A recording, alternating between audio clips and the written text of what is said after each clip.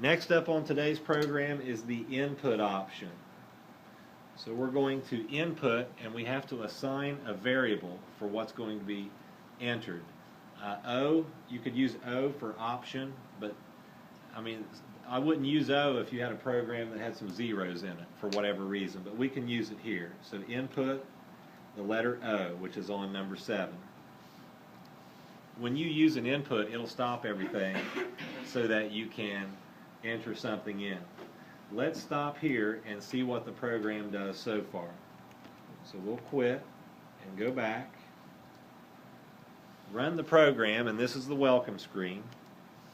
And there's my choice. Notice that the question mark shows up at the top. That's why we skipped a line. Anytime you put an input in there, it's going to be at the very top, unless you have another input directly below it. We only have one input, so it's on the first line. Our choices are beneath it. So the user is going to enter in 1, 2, or 3 and hit enter. Now, if they enter in 1, then there is something that has to be performed. If they enter in 2, something has to be performed, and the same for 3. So you have to use what is called an if-then loop.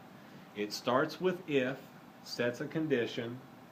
If that's the case, it performs the operations underneath of it, and then it finishes off with the command end, which means it ends that loop, so they don't all run together. So let's quit out of this and go back to the program.